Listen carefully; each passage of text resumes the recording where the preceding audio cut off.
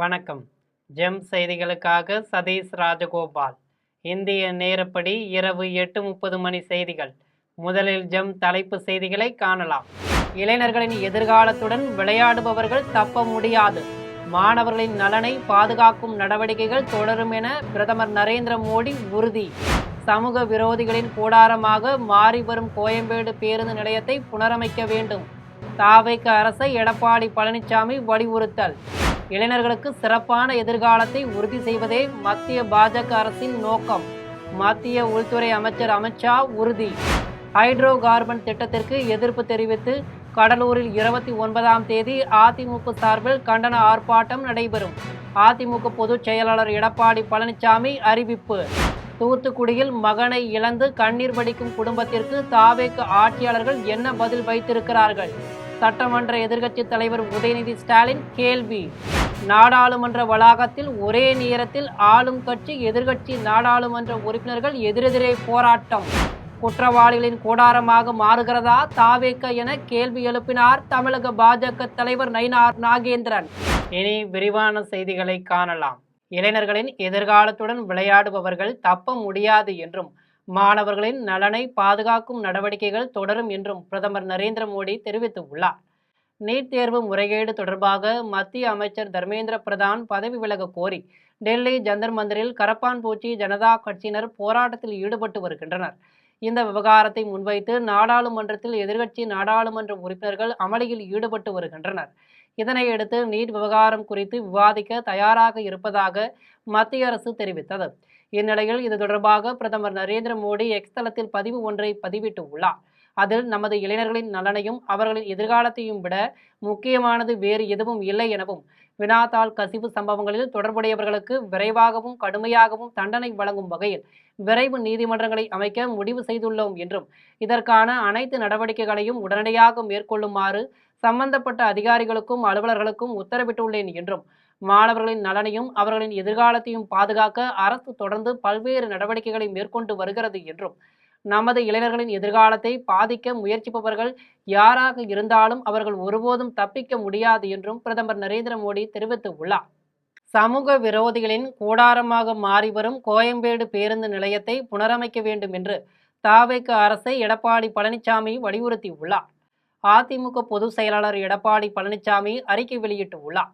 அதில் கோயம்பேட்டில் ஒரே நேரத்தில் 300 பேருந்துகள் நிறுத்தும் வசதியுடன் சராசரியாக 1,00,000க்கும் மேற்பட்ட பயணிகள் பலனடையும் வகையில் சுமார் 35 ஏக்கரில் ரூபாய் 103 கோடி மதிப்பீட்டில் ஆசியாவிலேயே மிக பிரம்மாண்டமான பேருந்து நிலையம் அமைக்கப்பட்டு 2002ஆம் ஆண்டு அதிமுக அரசால் திறந்து வைக்கப்பட்டது. மேலும் சென்னை மாநகரின் காய்கறி மொத்த வியாபார வளாகமும் கோயம்பேட்டில் அமைக்கப்பட்டது. இந்நிலையில் கோயம்பேட்டிலும் போக்குவரத்து மற்றும் மக்கள் நெரிசல் அதிகமானதை தொடர்ந்து பேருந்து பயணிகளுக்கு மென்மேலும் வசதிகளை ஏற்படுத்தி தர வேண்டும் என்ற நோக்கத்தில் செங்கல்பட்டு மாவட்டம் கிளாம்பாக்கத்தில் பிரம்மாண்டமான புறநகர் பேருந்து நிலையம் எனது தலைமையிலான கழக அரசால் வடிவமைக்கப்பட்டு 2019ஆம் ஆண்டு பிப்ரவரி மாதம் 22ஆம் நாள் அன்று அடிக்கல் நாட்டி பேருந்து நிலைய பணிகளை துவக்கி வைத்தேன் என்றும் எடப்பாடி பழனிசாமி தெரிவித்தார்.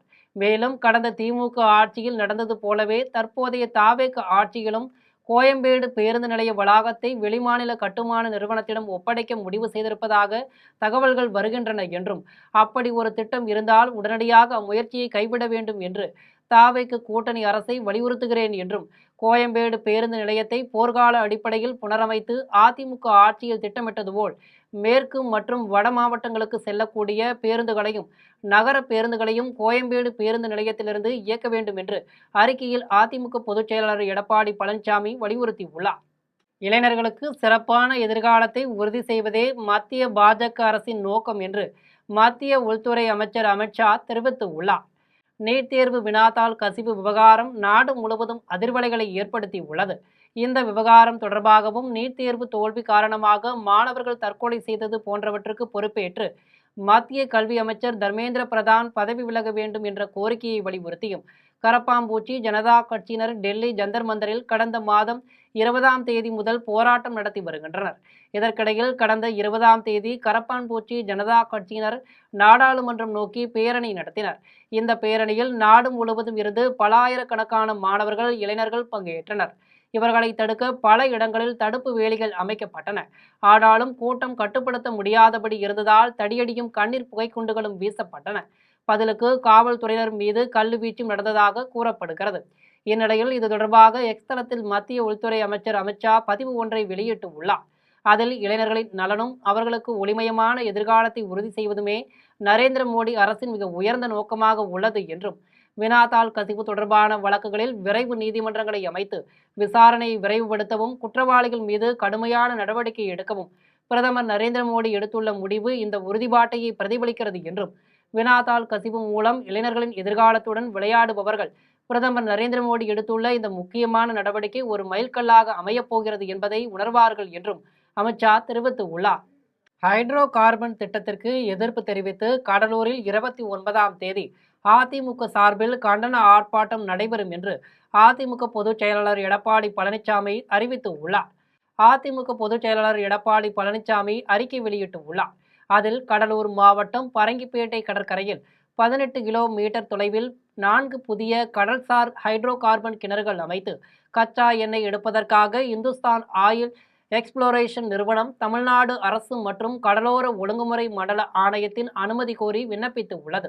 அம்மாவின் நல்லாசியோடு நடைபெற்ற எனது தலைமையிலான கழக ஆட்சியில் கடலூர் மாவட்டம் பாதுகாக்கப்பட்ட வேளாண் மண்டலங்களாக அறிவிக்கப்பட்டது.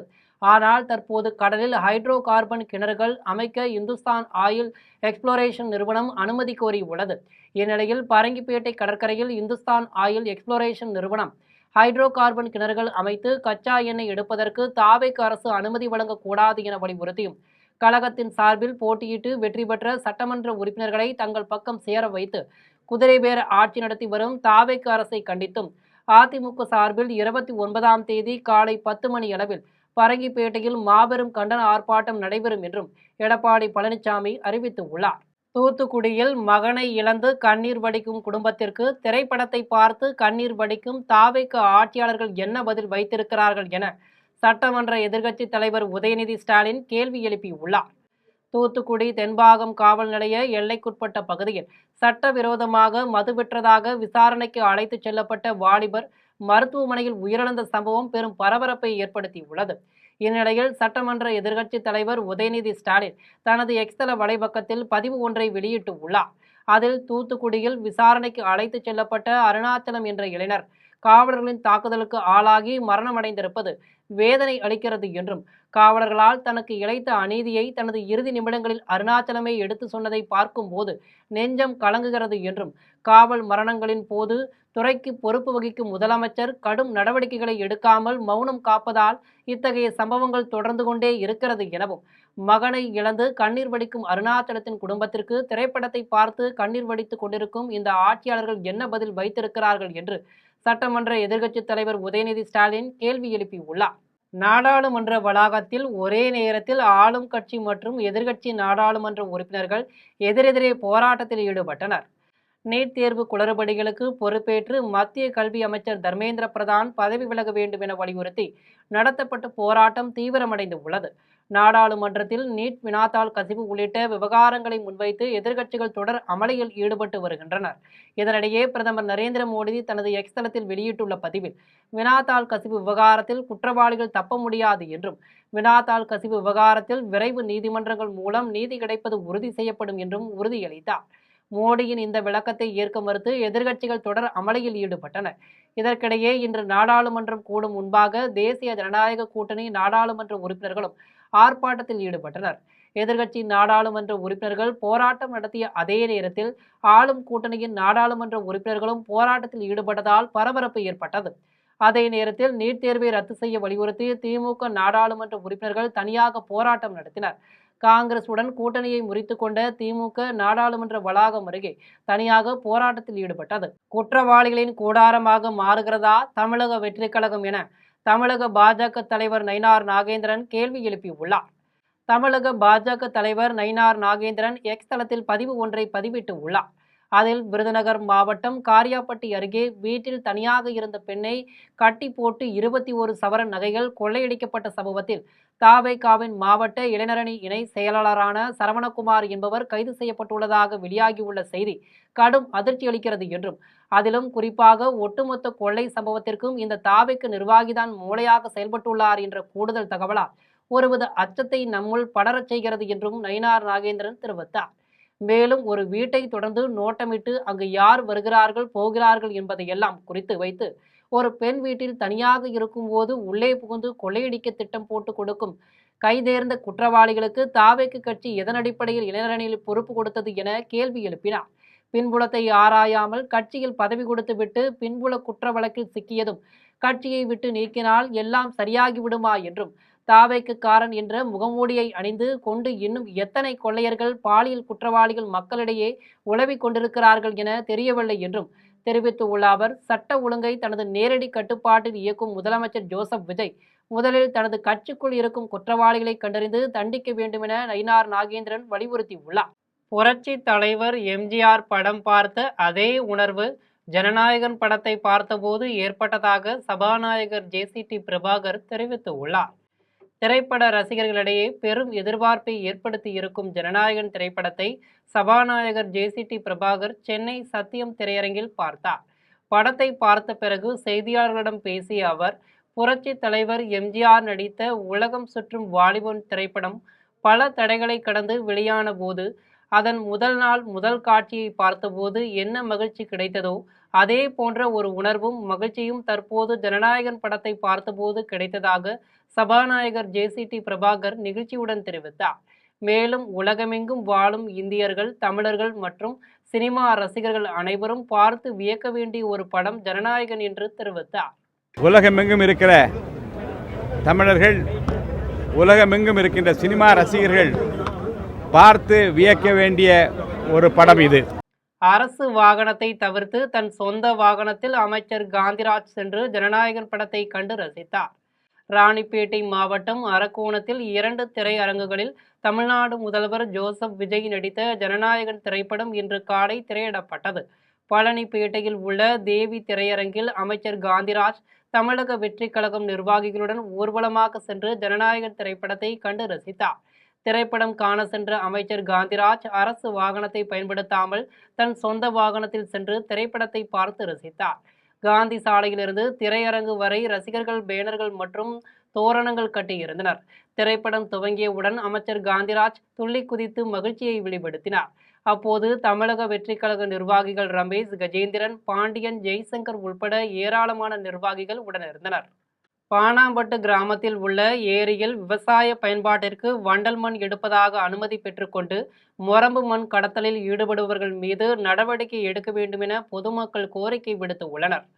திருவண்ணாமலை மாவட்டம் கலசப்பாக்கம் சுற்றுவட்டார பகுதிகளில் 70க்கும் மேற்பட்ட ஏரிகள் உள்ளன.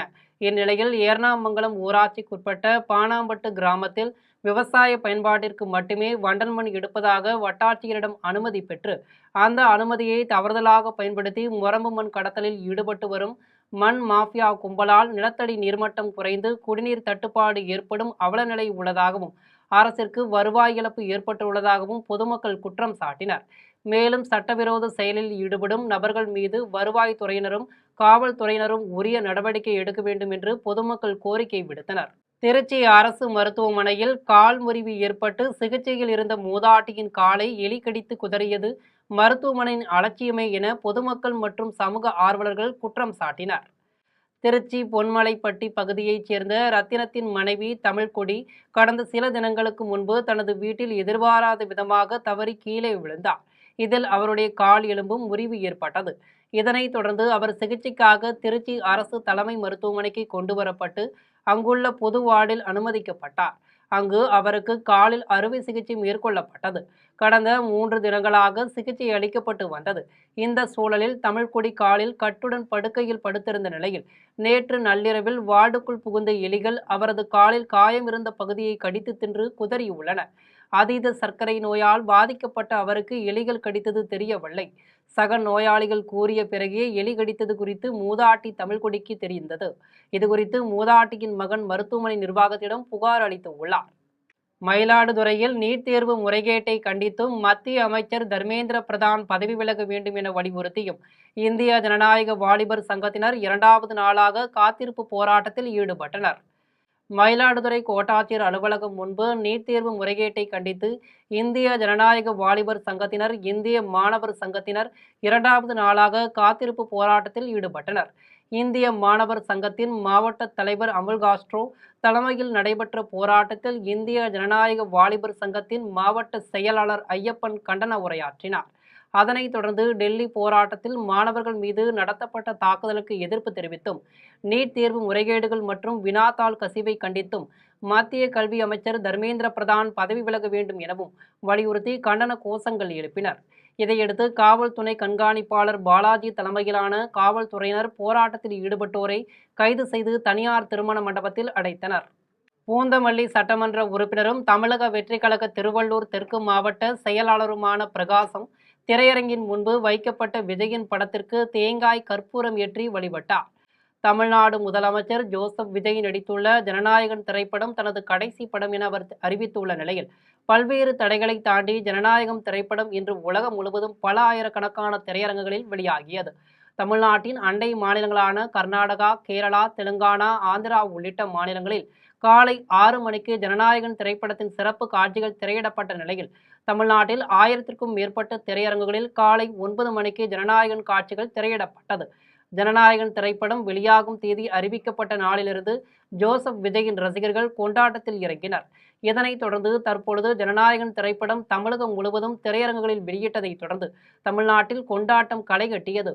அதுபோல் திருவள்ளூர் மாவட்டம் திருவள்ளூர் துளசி திரையரங்கில் ஜனநாயகன் திரைப்படத்திற்கு ரசிகர்கள் உற்சாக வரவேற்பு அளித்தனர்.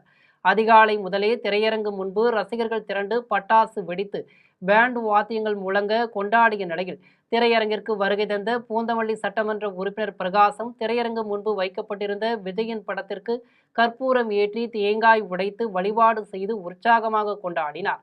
மேலும் 30 அடி உயர பிரம்மாண்ட பேனருக்கு ரசிகர்கள் பாலாபிஷேகம் செய்து ஜனநாயகன் திரைப்படத்தை வரவேற்றனர். குடியாத்தம் அருகே முன்விரோதம் காரணமாக கோழிகளுக்கு விஷம் வைத்து கொன்ற நபர்கள் மீது நடவடிக்கை எடுக்க கோரி இறந்த கோழிகளுடன் பெண் ஒருவர் காவல் நிலையத்திற்கு புகார் அளிக்க வந்ததால் பரபரப்பு ஏற்பட்டது. வேலூர் மாவட்டம் குடியாத்தம் அடுத்த சீவூர் பூக்காரன்பட்டியைச் சேர்ந்த ஜீவா என்பவர் அதே பகுதியில் 40 நாட்டு கோழிகளை விவசாய நிலத்தில் வளர்த்து வருகிறார்.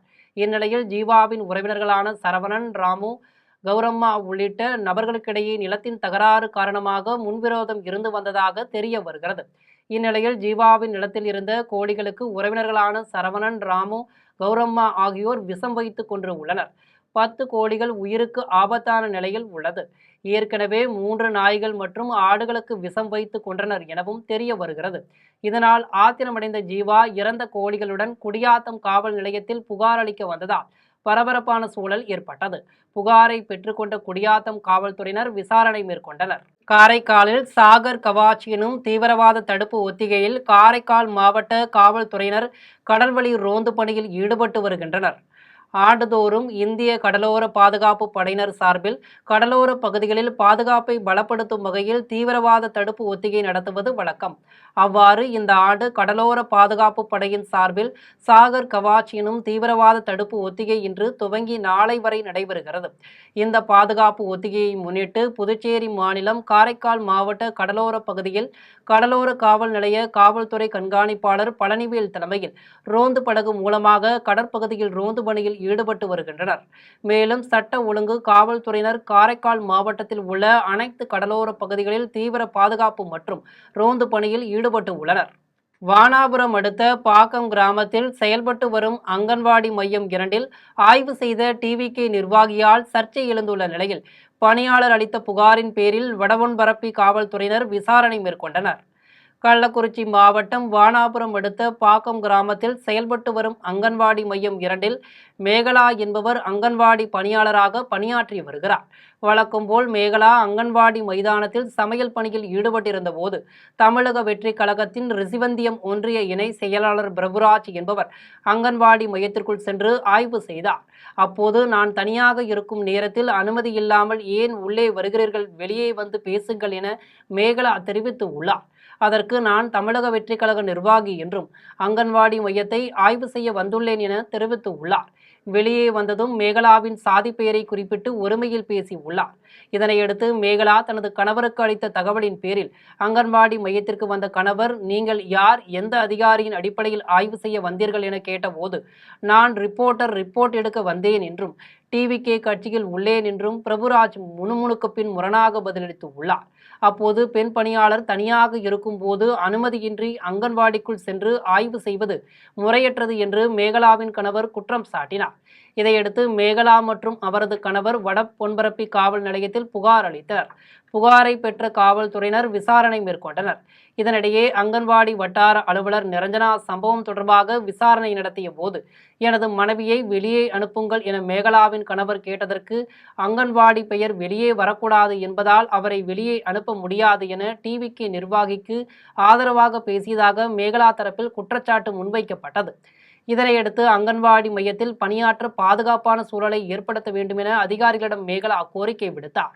நடிகர் சூர்யா பிறந்தநாளை முன்னிட்டு கோவை தெற்கு மாவட்ட சூர்யா நற்பணி மன்றத்தினர் இரத்த தானம் வழங்கியும் பொதுமக்களுக்கு சேலை உள்ளிட்ட நலத்திட்ட உதவிகளுடன் அன்னதானம் வழங்கினர். சூர்யா பிறந்தநாளை சிறப்பாக கொண்டாடினர். தமிழ் சினிமா துறையில் முன்னணி நடிகர்களில் ஒருவரான நடிகர் சூர்யா இன்று ஜூலை 23ஆம் தேதி தனது 51வது பிறந்தநாளை கொண்டாடுகிறார். இந்நிலையில் கோவை தெற்கு மாவட்ட சூர்யா நற்பணி இயக்கம் சார்பில் நடிகர் சூர்யா பிறந்தநாளை முன்னிட்டு நற்பணி இயக்கத்தினர் கோவிலில் சிறப்பு பூஜை செய்து வழிபட்டனர். அதன் பின்னர் அரசு மருத்துவமனையில் பிறந்த குழந்தைகளுக்கு தங்க மோதிரம் வழங்கினர். அதனைத் தொடர்ந்து பெண் ஒருவருக்கு தையல் இயந்திரமும் பொதுமக்களுக்கு சேலை உள்ளிட்ட நலத்திட்ட உதவிகளையும் வழங்கி நடிகர் சூர்யா பிறந்தநாளை சிறப்பாக கொண்டாடினர். மேலும் பொதுமக்களுக்கு அன்னதானம் வழங்கினர். முன்னதாக நடைபெற்ற இரத்த தான முகாமில் சூர்யா நற்பணி மன்றத்தினர் இரத்த தானம் செய்தனர். மாவட்ட தலைவர் சதீஷ்குமார் தலைமையில் நடைபெற்ற நடிகர் சூர்யா பிறந்தநாள் விழாவில் செயலாளர் பகவதி, பொறுப்பாளர் பூபதி பிரபு மற்றும் நிர்வாகிகள் மாசி, சுதாகர், ராகுல், வினோத், லட்சுமணன், பிரகாஷ், வெள்ளூர் பையாஸ், சந்தீப், உக்கடம் சாரதி, அசோக், லோகேஷ், பாலா மற்றும் மகளிரணி பவித்ரா, பிருந்தா, கார்த்திகா உள்ளிட்ட 500க்கும் மேற்பட்டோர் கலந்து கொண்டனர். கோவை தெற்கு மாவட்ட சூரிய நற்பணி இயக்கத்தோட மாவட்ட தலைவராக இருக்கேன். இன்னைக்கு பார்த்தீங்கன்னா சூரிய அண்ணாவோட 51வது பிறந்தநாளை முன்னிட்டு கோவை தெற்கு மாவட்ட தலைமை சார்பாக பொதுமக்கள் நலத்திட்ட உதவிகள் மற்றும் அன்னதானம் வழங்கும் நிகழ்ச்சி ஏற்பாடு பண்ணியிருக்கிறோம். வால்பாறை அரசு மருத்துவமனையில் சார் ஆட்சியர் ராமகிருஷ்ணசாமி தலைமையிலான மருத்துவமனையில் ஆய்வு செய்து குறைபாடுகளை கேட்டறிந்தார். கோவை மாவட்டம் வால்பாறையில் உள்ள அரசு மருத்துவமனையில் வால்பாறை சட்டமன்ற உறுப்பினர் குட்டி என்கின்ற சுதாகர், மருத்துவர் முருகபூபதி, அரசு மருத்துவமனை தலைமை மருத்துவர் மதுபிரீதா ஆகியோர் முன்னிலையில் வால்பாறை அரசு மருத்துவமனையில் பொள்ளாச்சி சார் ஆட்சியர் ராமகிருஷ்ணசாமி ஆய்வு மேற்கொண்டார். அதனைத் தொடர்ந்து ஆலோசனை கூட்டம் நடைபெற்றது. கூட்டத்தில் மருத்துவர்கள், செவிலியர்கள் உள்ளிட்ட பணியாளர்களிடம் மருத்துவமனையின் செயல்பாடுகள், நோயாளிகளின் வருகை குறித்தும் சார் ஆட்சியர் ராமகிருஷ்ணசாமி கேட்டறிந்தார். அதன் பின்னர் மருத்துவமனையின் குறைபாடுகள், தேவையான நடவடிக்கைகள் பற்றியும் பொதுமக்களின் கோரிக்கைகளையும் கேட்டறிந்து அதற்கான நடவடிக்கையை மாவட்ட ஆட்சியரின் கவனத்திற்கு கொண்டு சென்று நடவடிக்கை எடுப்பதாகவும் சார் ஆட்சியர் ராமகிருஷ்ணசாமி உறுதியளித்தார். நிகழ்ச்சியில் வட்டாட்சியர் அருள்முருகன், நகர்மன்ற தலைவர் அழகு சுந்தரவள்ளி, சுகாதார நிலைய வட்டார மருத்துவ அலுவலர் பாபு லட்சுமணன், அரசு மருத்துவமனை மருத்துவர் ராஜசேகரன், நகர்மன்ற துணைத் தலைவர் செந்தில்குமார், விவசாய தொழிலாளர் அணி அமைப்பாளர் பாஸ்கர், தாவேக நகர செயலாளர் ஆண்ட்ரூஸ், பரமசிவம் உள்ளிட்ட பலர் கலந்து கொண்டனர். பிரதமர் நரேந்திர மோடி வீட்டை முற்றுகையிட முயன்ற ராகுல் காந்தியை கண்டித்து சென்னை அண்ணா சாலையில் பாஜகவினர் போராட்டத்தில் ஈடுபட்டனர். நீட் தேர்வு ரத்து செய்ய வேண்டும் என டெல்லியில் இளைஞர்கள் போராட்டம் நடத்தி வரும் நிலையில் போராட்டத்திற்கு ஆதரவு தெரிவித்து எதிர்க்கட்சித் தலைவர் ராகுல் காந்தி பிரதமர் நரேந்திர மோடி இல்லத்தை முற்றுகையிட முயன்ற நிலையில் பாஜக மற்றும் காங்கிரஸ் இடையே மோதல்கள் ஏற்பட்டு வருகிறது. அதன் அடிப்படையில் சென்னை அண்ணா சாலையில் தாராப்பூர் டவர்ஸ் அருகே காங்கிரஸ் கட்சி தலைவர் ராகுல் காந்தியை கண்டித்து தமிழக பாஜக மாநில தலைவர் நயினார் நாகேந்திரன் தலைமையில் பாஜகவினர் போராட்டத்தில் ஈடுபட்டனர். இதில் 300க்கும் மேற்பட்ட நிர்வாகிகள் கலந்து கொண்டு கண்டன கோஷங்களை எழுப்பினர். போராட்டத்தை தொடர்ந்து பாஜக மாநில தலைவர் நயினார் நாகேந்திரன் செய்தியாளர்களை சந்தித்து பேசினார். அப்போது காங்கிரஸ் கட்சியினர் நாடாளுமன்றத்திற்கு செல்லாமல், அங்கு ஆக்கப்பூர்வமான விவாதத்தில் ஈடுபடாமல் நாடாளுமன்றத்தை அவமதித்துவிட்டு பிரதமர் நரேந்திர மோடி வீட்டை நோக்கி முற்றுகையிடும் போராட்டத்தில் ஈடுபடுவது கண்டிக்கத்தக்கது என்றும் நயினார் நாகேந்திரன் தெரிவித்தார்.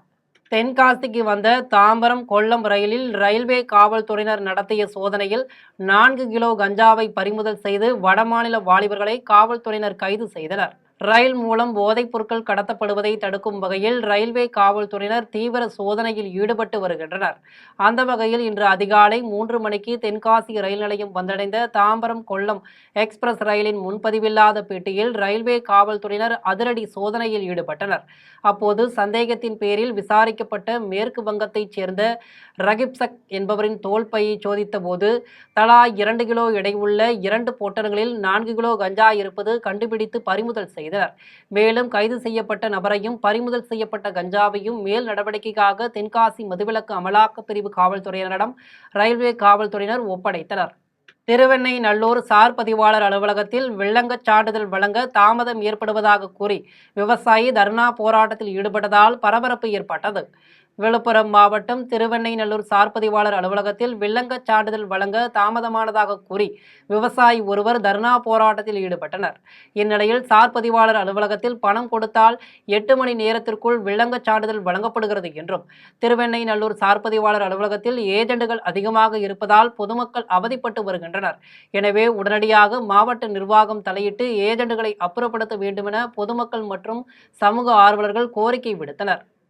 ஒகேனக்கல் அருகே வனப்பகுதியை ஒட்டி குடியிருக்கும் குடும்பத்தினரின் வீட்டை சுற்றி வனத்துறையினர் கம்பி வேலி அமைத்ததால் குடியிருக்கும் மாற்று இடம் வழங்க வேண்டும் என 5 குடும்பத்தினர் அரசிற்கு கண்ணீர் மல்க கோரிக்கை விடுத்துள்ளனர். தருமபுரி மாவட்டம் ஒகேனக்கல் அடுத்த ஓட்டமலை கிராமம் வனப்பகுதியில் சுமார் 5 குடும்பத்தினர் கடந்த 80 ஆண்டுகளாக குடியிருந்து வருகின்றனர். இந்நிலையில் தற்போது அந்த இடம் வனத்துறைக்கு சொந்தமான இடம் எனவும் உடனடியாக வீட்டை விட்டு வெளியேற வேண்டும் எனவும் கூறி வனத்துறையினர் குடியிருக்கும் வீடுகளை சுற்றி கம்பி வேலி அமைக்கும் பணியில் ஈடுபட்டு உள்ளனர். இதனால் பாதிக்கப்பட்ட குடும்பத்தினர் வனத்துறையினரிடம் கண்ணீர் விட்டு கதறி அழுகின்றனர். இந்த இடம் வனத்துறைக்கு சொந்தமான இடம் என தெரியாது எனவும் சுமார் 80 ஆண்டுகளுக்கு மேல் குடியிருந்து வருவதாகவும் மாற்று இடமும் வீடும் தங்களுக்கு வழங்க வேண்டும் எனவும் கண்ணீர் மல்க 5 குடும்பத்தினர் கோரிக்கை விடுத்தனர். இதுகுறித்து தகவல் அறிந்து சம்பவ இடத்திற்கு சென்ற செய்தியாளர்கள் இந்த நிகழ்வை வீடியோ பதிவு செய்தனர். இதனை கண்ட வனத்துறையினர் அராஜகமான முறையில் அதிகார தோரணையில் செய்தியாளர்களை மிரட்டினர். இதனால் செய்தியாளர்களுக்கும் வனத்துறையினருக்கும் இடையே வாக்குவாதம் ஏற்பட்டது. இதனையடுத்து செய்தியாளர்கள் சூழ்ந்து கொண்டதால் கம்பி வேலி அமைக்கும் பணியை பாதியில் விட்டுவிட்டு ஓரிரு மாதங்களில் வீட்டை காலி செய்யுங்கள், உங்களுக்கு எந்த சலுகைகளும் எங்களால் செய்து தர இயலாது என கூறி வனத்துறையினர் அங்கிருந்து கலைந்து சென்றனர். நீட் தேர்வு தொடர்பான பிரச்சனைகளால் உயிரிழந்த மாணவர்களின் குடும்பங்களுக்கு தலா ரூபாய் 1 கோடி இழப்பீடு வழங்க வேண்டும் என்று சென்னை பத்திரிகையாளர் மன்றத்தில் இந்திய மாணவர் சங்கத்தினர், இந்திய ஜனநாயக வாலிபர் சங்கத்தினர் வலியுறுத்தியுள்ளனர். சென்னை சேப்பாக்கம் பத்திரிகையாளர் மன்றத்தில் இந்திய மாணவர் சங்கத்தின் மாநில செயலாளர் சம்சீர் அகமது மற்றும் இந்திய ஜனநாயக வாலிபர் சங்கத்தின் மாநில செயலாளர் கார்த்திக் ஆகியோர் செய்தியாளர்களை சந்தித்து நீட் தேர்விற்கு எதிரான அடுத்த கட்ட போராட்ட அறிவிப்பை வெளியிட்டனர். அதில் டெல்லியில் நீட் தேர்விற்கு எதிராக மாணவர்கள் அமைதியான முறையில் தொடர்ந்து போராட்டத்தில் ஈடுபட்டு வரும் நிலையில் அவர்கள் மீது காவல்துறை தாக்குதல் நடத்தி வருவதாக குற்றம் சாட்டினர். நேற்று இரவும் மாணவர்கள் மீது காவல்துறை நடவடிக்கை மேற்கொள்ளப்பட்டதாக தெரிவித்தனர்.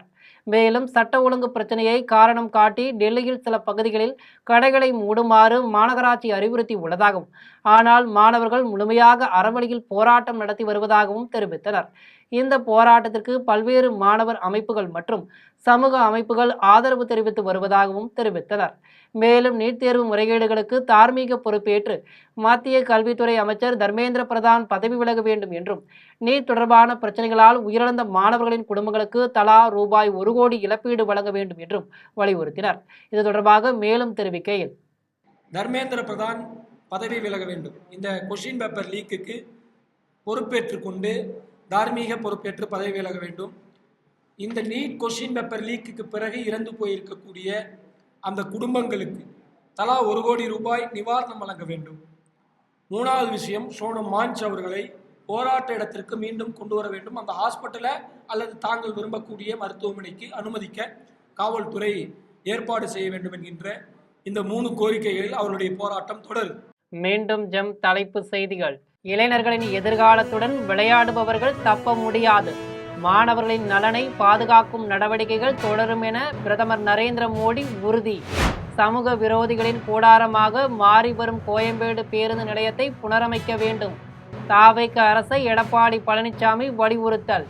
இளைஞர்களுக்கு சிறப்பான எதிர்காலத்தை உறுதி செய்வதே மத்திய பாஜக அரசின் நோக்கம். மத்திய உள்துறை அமைச்சர் அமித்ஷா உறுதி. ஹைட்ரோ கார்பன் திட்டத்திற்கு எதிர்ப்பு தெரிவித்து கடலூரில் 29ஆம் தேதி அதிமுக சார்பில் கண்டன ஆர்ப்பாட்டம் நடைபெறும். அதிமுக பொதுச் செயலாளர் எடப்பாடி பழனிசாமி அறிவிப்பு. தூத்துக்குடியில் மகனை இழந்து கண்ணீர் வடிக்கும் குடும்பத்திற்கு தாவேக ஆட்சியாளர்கள் என்ன பதில் வைத்திருக்கிறார்கள்? சட்டமன்ற எதிர்க்கட்சித் தலைவர் உதயநிதி ஸ்டாலின் கேள்வி. நாடாளுமன்ற வளாகத்தில் ஒரே நேரத்தில் ஆளும் கட்சி எதிர்க்கட்சி நாடாளுமன்ற உறுப்பினர்கள் எதிரெதிரே போராட்டம்.